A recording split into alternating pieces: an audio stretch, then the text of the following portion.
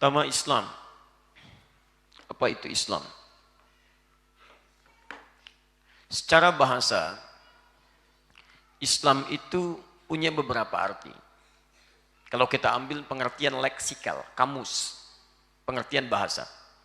Jadi, di dalam pembelajaran itu, definisi selalu dibagi dua.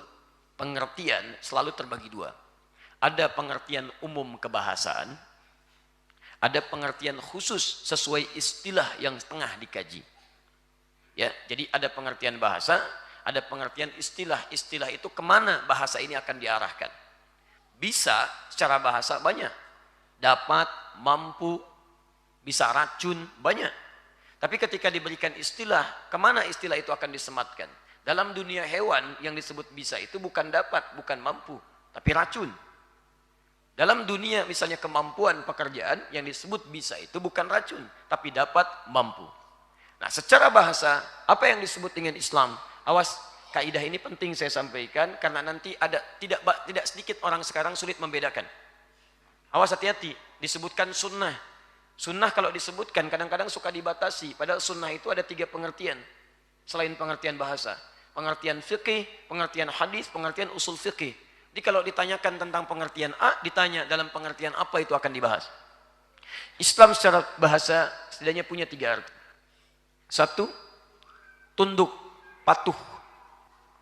Tunduk, patuh. Aslama yuslimu islaman, sifat yang tunduk, patuh. Islam, kenapa disebut Islam? Orangnya disebut Muslim, karena seseorang kalau sudah masuk Islam, maka dia berikrar untuk patuh dan tunduk pada ketentuan Allah Subhanahu wa Ta'ala. Jadi kalau Anda sudah mengatakan saya Islam, saya Muslim, tapi tidak patuh pada ketentuan Allah, maka ada yang salah dalam keislamannya. Ada yang tidak tepat. Karena itu nanti kita akan lihat ketika Allah menyebutkan tentang Islam, Nabi menafsirkan Islam, maka di situ akan berbentuk ujian-ujian kepatuhan kita kepada Allah Subhanahu wa Ta'ala. Nanti kita akan lihat. Jadi kalau Anda mengatakan Islam, nanti akan diuji oleh Allah, diterangkan oleh Nabi ujiannya. Ini Islam itu begini, begini, begini, begini. Kalau Anda tidak mau mengerjakannya, maka belum sempurna keislamannya. Baik.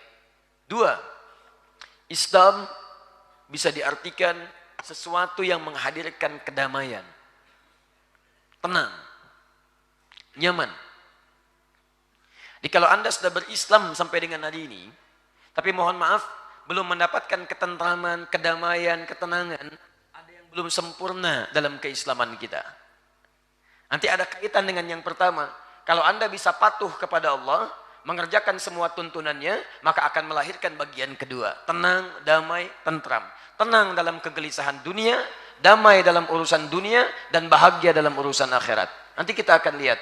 Jadi kalau Anda belum bisa mendapatkan ketenangan, kedamaian, kenyamanan, mungkin kepatuhan kita kepada Allah itu yang kurang. Bukan Anda kurang hebat, sehingga belum mencapai apa yang Anda harapkan dalam urusan dunia.